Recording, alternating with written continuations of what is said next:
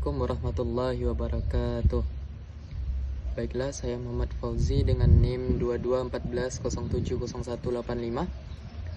Pada video kali ini akan menyampaikan video revisi proposal penelitian saya dengan dosen pengampu Dr. Milyasari MSI dengan judul proposal pengaruh model pembelajaran role playing terhadap pemahaman nilai-nilai Pancasila pada mata pelajaran PKN peserta didik kelas 5 SDN 23 Tampuni. Yang pertama, bab 1, latar belakang. Pentingnya variabel Y. Pemahaman nilai-nilai Pancasila menjadi penting agar peserta didik tidak hanya memahami secara kognitif tetapi juga mampu mengaplikasikan nilai-nilai tersebut dalam kehidupan sehari-hari. Masalahnya, penanaman nilai-nilai Pancasila peserta didik seringkali masih bersifat teoritis dan kurang kontekstual. Sebabnya, pembelajaran PKN masih didominasi oleh metode ceramah dan kurang melibatkan pengalaman langsung siswa untuk memahami dan merasakan nilai-nilai tersebut. Akibatnya, siswa cenderung kesulitan menerapkan nilai-nilai Pancasila dalam interaksi sosial di lingkungan sekolah maupun di luar sekolah. Solusi yang diberikan, diperlukan inovasi dalam strategi pembelajaran yang mampu melibatkan siswa secara aktif, salah satunya dengan menggunakan metode role playing. State of the art dan research gap. Menurut penelitian yang dilakukan oleh Hakim pada tahun 2023, bahwa pemahaman siswa terhadap nilai keadilan Pancasila mengalami peningkatan karena melakukan metode pembelajaran simulasi sosial. Meskipun banyak penelitian yang telah membahas pembelajaran nilai-nilai Pancasila, penerapan metode role playing dalam pembelajaran PKN untuk meningkatkan pemahaman nilai-nilai Pancasila secara menyeluruh pada siswa sekolah dasar masih minim dilakukan. Novelty, penelitian ini menawarkan pembaharuan dalam pendekatan pembelajaran nilai-nilai Pancasila di sekolah dasar dengan menggunakan metode pembelajaran role playing. Selanjutnya, identifikasi masalah. Yang pertama, kurangnya pemahaman siswa. Banyak siswa yang masih kurang memahami dan menerapkan prinsip Pancasila dalam kehidupan sehari-hari. Metode pengajaran yang kurang efektif menyebabkan pembelajaran kurang interaktif dan tidak kontekstual sehingga tidak menarik bagi siswa. Selanjutnya, batasan masalah. Yang pertama, subjek penelitian. Siswa sekolah dasar kelas 5 SDN 23 Tampuni sebagai kelompok sasaran utama. Yang kedua, metode yang dikaji fokus pada metode pembelajaran berbasis pengalaman, khususnya metode role playing. Aspek yang diteliti, efektivitas metode pembelajaran role playing dalam meningkatkan pemahaman nilai Pancasila oleh siswa kelas 5 SD. Selanjutnya, rumusan masalah dan tujuan. Rumusan masalah, apakah terdapat pengaruh penggunaan metode role playing dalam pembelajaran PKN terhadap pemahaman nilai Pancasila peserta didik kelas 5 SDN 23 Tampuni. Tujuan penelitian untuk menganalisis efektivitas pengaruh penggunaan metode role playing dalam pembelajaran PKN terhadap pemahaman nilai-nilai Pancasila peserta didik kelas 5 SDN 23 Tampuni. Selanjutnya, manfaat penelitian. Yang pertama, manfaat teoritis, memberikan wawasan dan referensi terkait metode pembelajaran berbasis pengalaman dalam pembelajaran PKN, khususnya dengan pendekatan role playing. Manfaat praktis. Yang pertama, bagi guru, memberikan alternatif metode pengajaran yang lebih interaktif dan menarik dalam mengajarkan nilai-nilai Pancasila kepada siswa. Yang kedua, bagi siswa, membantu siswa lebih memahami nilai-nilai Pancasila melalui pengalaman langsung dalam pembelajaran. Bagi sekolah, menjadi referensi dalam merancang kurikulum pembelajaran PKN yang lebih kontekstual dan aplikatif. Selanjutnya, bab 2, kajian pustaka. Yang pertama, landasan teori. Nilai-nilai Pancasila adalah prinsip moral dan etika yang menjadi kehidupan berbangsa dan bernegara. Yang kedua, mata pelajaran PKN adalah mata pelajaran yang berfungsi sebagai sarana pembentukan karakter dan kepribadian peserta didik agar menjadi warga negara yang cerdas, demokratis, dan bertanggung jawab. Yang ketiga, metode role playing, salah satu strategi pembelajaran aktif berbasis pengalaman langsung yang memungkinkan siswa memainkan peran yang dirancang untuk mempresentasikan situasi sosial tertentu. Yang kedua, penelitian yang relevan. Menurut penelitian Indaryanti tahun 2021, melaporkan bahwa peningkatan nilai tes rata-rata dari 74,45 menjadi 82,5 setelah menerapkan permainan peran dalam pendidikan kewarganegaraan. Yang ketiga, hipotesis. Yang pertama, hipotesis utama atau H1, penggunaan metode role playing berpengaruh positif terhadap peningkatan pemahaman nilai-nilai Pancasila pada siswa kelas 5 SD. Kedua, hipotesis 0, jika penggunaan metode role playing tidak berpengaruh terhadap peningkatan pemahaman nilai-nilai Pancasila pada siswa kelas 5 SD Sekolah 23 Tempuni. Selanjutnya, jenis dan desain penelitian. Jenis penelitian ini adalah penelitian kuasi eksperimen. Penelitian eksperimen merupakan metode penelitian yang digunakan untuk mencari pengaruh perlakuan tertentu terhadap yang lain dalam kondisi yang telah dikendalikan. Desain yang digunakan adalah desain kelompok kontrol non-equivalent. Selanjutnya, populasi dan sampel. Populasi pada penelitian ini adalah peserta didik kelas 5A sebagai kelas eksperimen dan kelas 5B sebagai kelas kontrol di SDN 23 Tempuni, Kabupaten Pesisir Selatan, Provinsi Sumatera Barat yang berjumlah 50 orang. Selanjutnya, sampel. Sampel pada penelitian ini dipilih menggunakan total sampling, yaitu jumlah sampel sama banyak dengan jumlah populasi. Selanjutnya, variabel dan data. Yang pertama, variabel. Variabel independen, variabel bebas atau independen dalam penelitian ini adalah metode pembelajaran role playing. Variabel dependen, variabel terikat penelitian ini adalah pemahaman nilai-nilai Pancasila. Variabel kontrolnya pada penelitian ini adalah kedua kelas mendapat penerapan dari pendidik dan buku ajar yang sama. Yang kedua, data.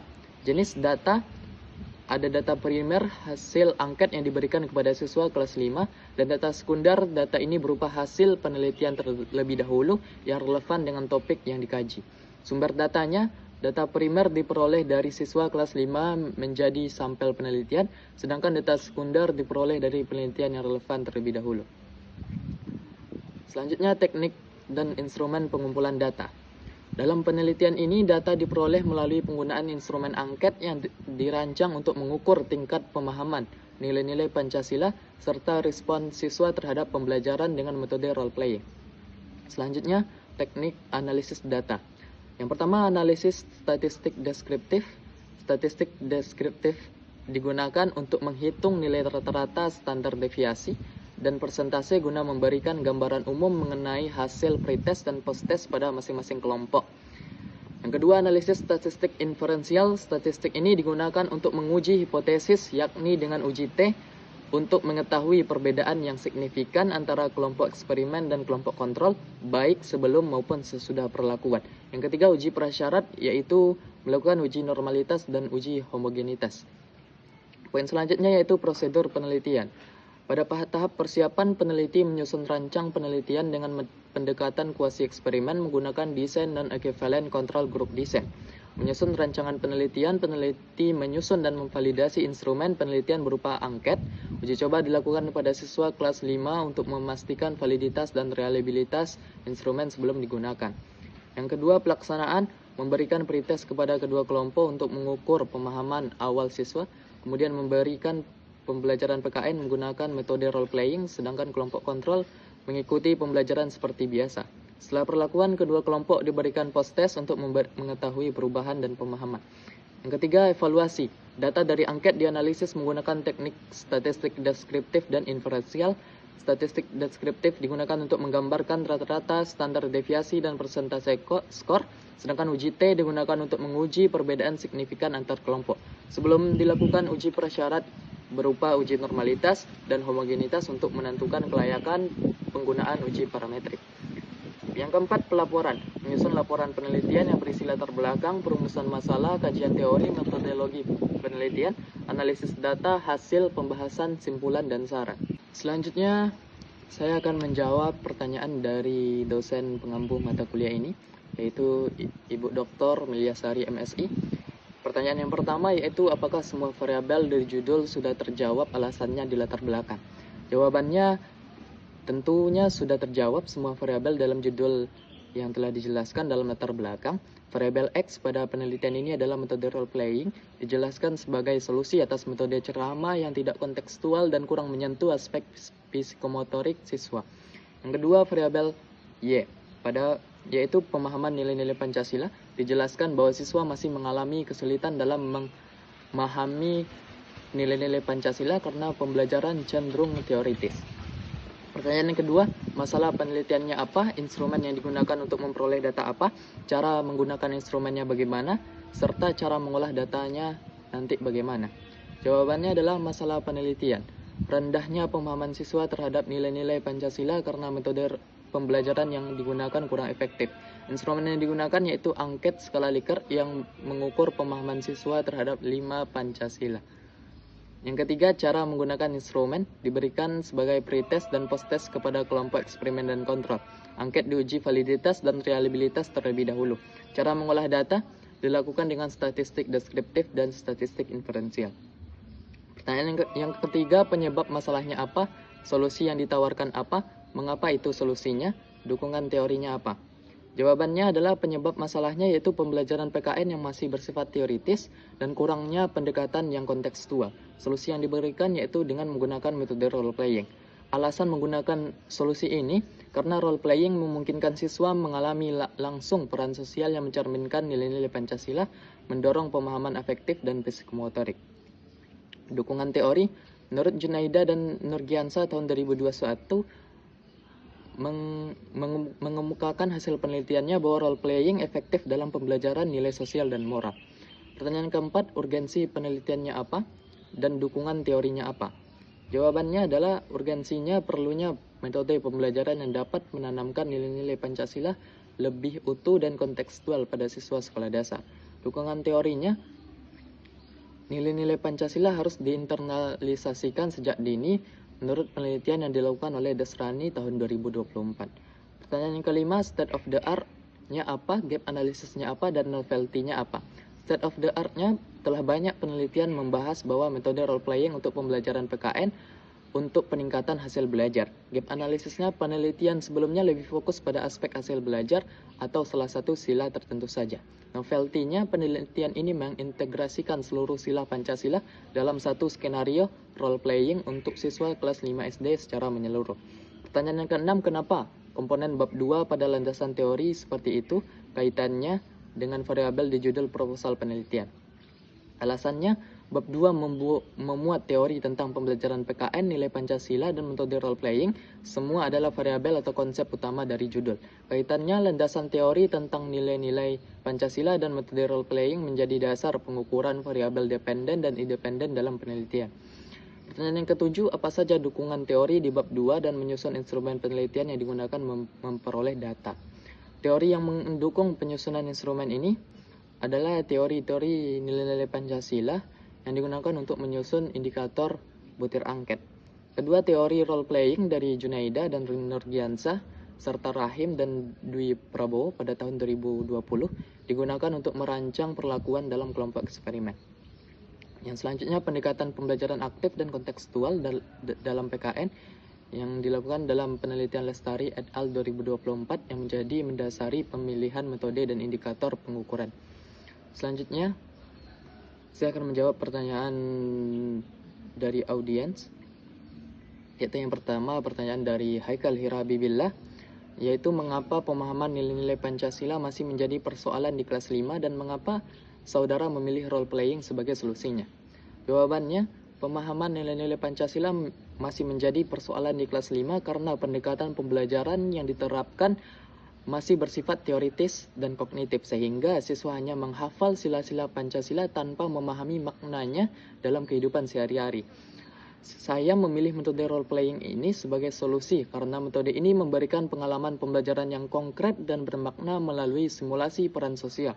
Dalam permainan peran, siswa tidak hanya mendengar atau membaca nilai-nilai Pancasila, tetapi juga mengalami langsung situasi sosial yang mencerminkan nilai-nilai tersebut. Pertanyaan yang kedua yaitu dari Aulia Molina, apakah model ini relevan untuk karakteristik siswa usia 10-11 tahun yang masih berada pada tahap konkret menurut teori perkembangan? Menurut saya, metode role playing ini sangat relevan dengan karakteristik siswa usia 10-11. Menurut teori perkembangan kognitif yang dikemukakan oleh Jean Piaget, anak usia tersebut berada pada tahap operasional konkret di mana mereka memulai mampu berpikir logis, tetapi masih membutuhkan bantuan objek nyata atau situasi yang bisa dialami secara langsung. Role playing merupakan strategi pembelajaran yang sesuai dengan tahap ini karena akan memberikan pengalaman nyata dan konkret melalui simulasi sosial, akan membantu siswa memahami konsep abstrak seperti keadilan, demokrasi, toleransi melalui peran dan tindakan langsung, dan akan mendorong interaksi sosial dan empati yang penting dalam pembentukan nilai-nilai moral. Dengan demikian, penggunaan model role playing selaras dengan kebutuhan perkembangan siswa pada usia tersebut, sekaligus meningkatkan efektivitas pembelajaran nilai-nilai Pancasila secara holistik. Demikianlah penyampaian revisi proposal penelitian saya. Sekian, terima kasih. Assalamualaikum warahmatullahi wabarakatuh.